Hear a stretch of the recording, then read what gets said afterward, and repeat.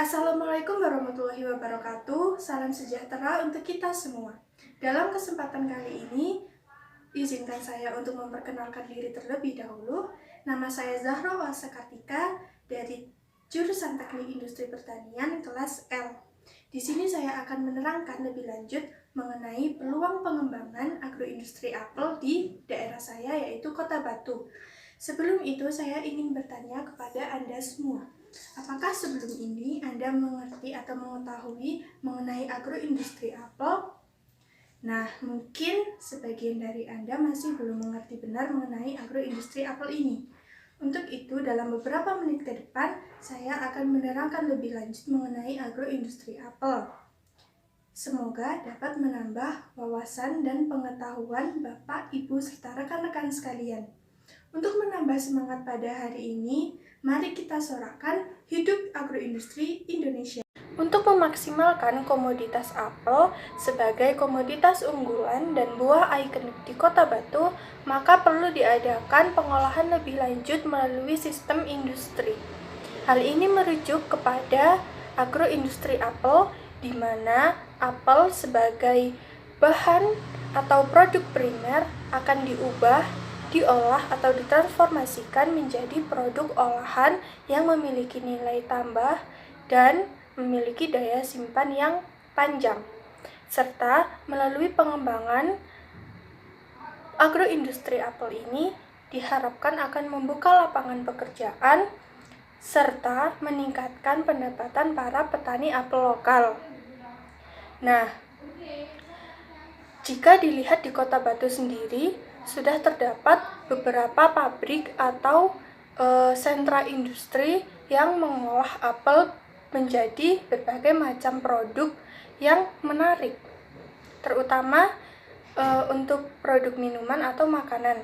Di Kota Batu sendiri, hasil olahan apel yang paling terkenal itu adalah sari apel. Terdapat beberapa olahan apel lainnya, yaitu seperti keripik apel, wingko apel, jenang apel, selai apel, atau bahkan cuka apel. Seiring dengan pengembangan agroindustri apel di Kota Batu ternyata memiliki tantangan dan hambatan tersendiri seiring berjalannya waktu. Berdasarkan pernyataan dari salah satu petani Kecamatan Bumiaji, di mana Kecamatan Bumiaji ini merupakan salah satu daerah atau sentra penghasil apel terbesar di Kota Batu ini. Beliau mengatakan bahwa produktivitas apel semakin tahun semakin menurun.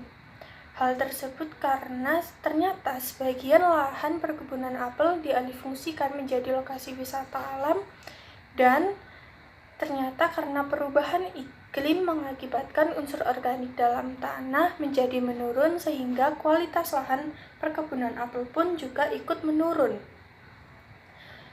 Hal ini juga didukung oleh data yang saya dapatkan dari Dinas Pertanian Kota Batu pada tahun 2018.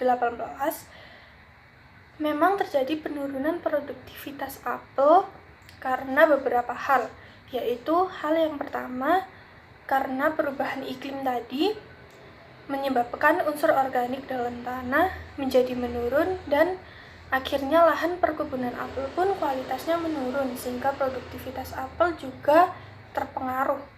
Lalu hal yang kedua yaitu ternyata perawatan tanaman apel ini semakin hari semakin meningkat atau semakin mahal, sehingga sebagian petani apel itu beralih menanam buah jambu dan jeruk.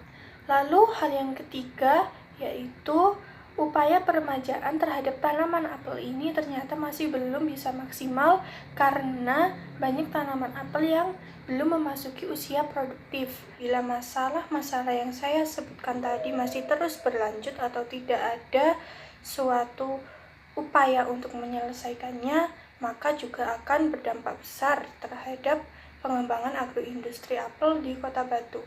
Untuk itu beberapa upaya yang perlu atau yang bisa dilakukan, yaitu yang pertama ikut membantu memberikan saran atau solusi kepada pemerintah daerah ataupun pengolah lahan perkebunan apel untuk segera melakukan revitalisasi lahan sehingga dapat meningkatkan kadar unsur organik dalam tanah, sehingga kualitas lahan akan kembali membaik dan produktivitas apel pun akan meningkat.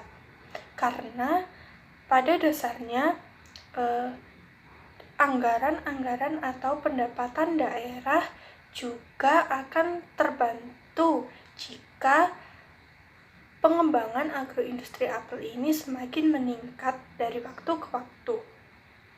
Lalu, hal yang kedua yang perlu dilakukan yaitu dalam sistem industri sendiri perlu diterapkan manajemen pengolahan bahan baku atau perencanaan dan pengendalian bahan baku.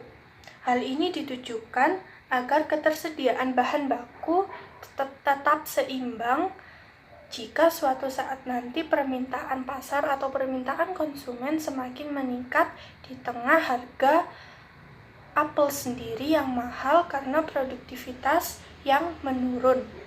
Lalu langkah ketiga yaitu diadakan optimalisasi pengolahan bahan baku dengan menggunakan teknologi yang canggih dan tepat guna.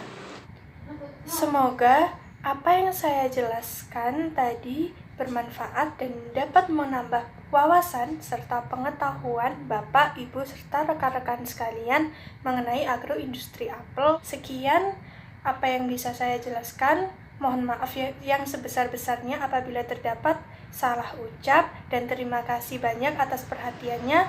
Wassalamualaikum warahmatullahi wabarakatuh. Hidup agroindustri Indonesia.